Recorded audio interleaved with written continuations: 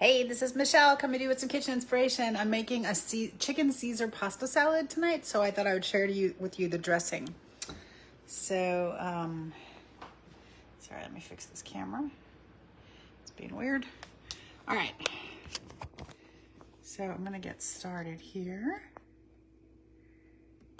Sorry, my camera's being really weird. So if you guys can see. All right, so I have my small batter bowl, 4-cup batter bowl, and I'm gonna add a bunch of things to it, which one of them I left over here.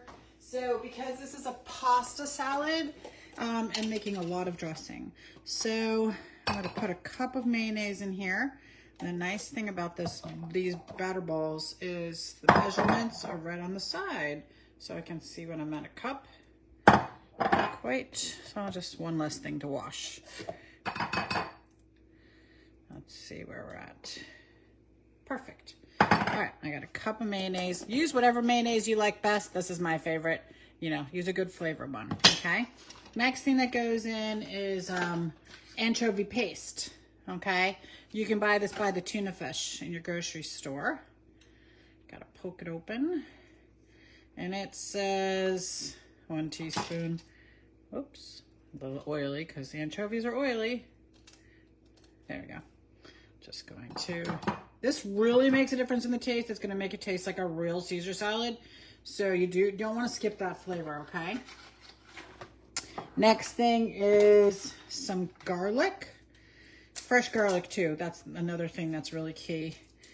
This says 3 cloves, but these cloves are kind of small. So, where did my knife go?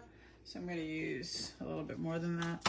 I always give them a little cut in half because it's easier to squish them out. I'm gonna put them in my garlic press. You don't have to peel them, but you do have to aim before you shoot. You see how they pop right out? And then you use the little tool that comes with it that looks like a Barbie hairbrush. Okay. And let's put the rest of these in here. I love this tool. We have another one called the garlic prep tool, which is really nice if you like to dice your garlic or slice it thinly, which I do have a couple recipes that do that, but 90% of my recipes are called for pressed garlic. So this is what I use most of the time, but you can use one or both. All right, there we go. Get that out of the way. Forgot to wash my lemon. Make sure it takes a squeeze. So I have a lemon here, and I'm gonna give it a press on the countertop because that loosens some of the juices up.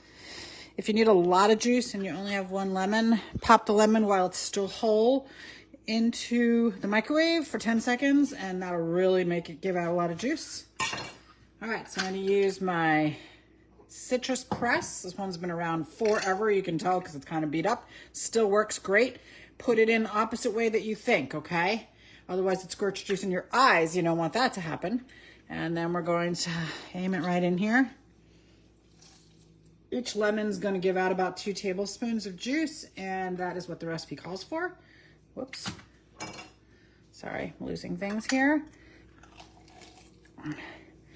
The nice thing about the citrus press, like it flips it inside out and it leaves all the seeds in there.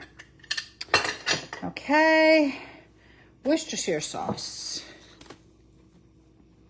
And I need 1 teaspoon of Worcestershire. These are our adjustable measuring spoons. They come in a set of 2, a tablespoon and a teaspoon. This one goes from a tablespoon down to a teaspoon. I forgot to press down while I was doing it because I wasn't focused, but you can see the measurements on here. One of the measurements I like is 2 teaspoons and 2.5 teaspoons. And the smaller one goes all the way from 1/8 of a teaspoon to a whole teaspoon. And my water just started boiling. So I'm just gonna put my pasta in there while I'm talking to you. Whoops. All right. I'm doing about a half a pound of pasta. All right, mayonnaise did that. Parmesan cheese, Romano actually. The recipe calls for Parmesan, but I always use Romano because I like the taste of it better. So we're gonna use a 1/2 cup. I'm gonna grab my measuring cups. 1/2 cup must be dirty. So we'll just use this. Luckily we're not baking, so it doesn't have to be perfectly exact. You know, when you measure your baking, you got to be really exact with your measurements because you're basically doing chemistry experiment, and you want it to work just right.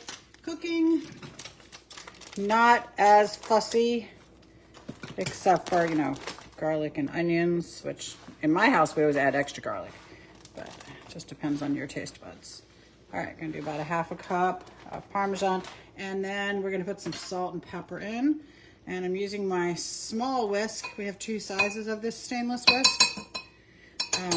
I love this one. I love both of them, but you'll notice that it's still perfectly clean, even after years and years of use. These whisks in my kitchen are 20 years old. Okay, so the only other ingredients that are going in here are salt and pepper. So if you want the recipe, send me a message. I will happily share it with you. Thanks for joining me. I will be back in a little bit to cook my chicken in the grill pan. So if you have questions, let me know. And if you like this video, please go ahead and share it with your friends. It is public. Thanks so much.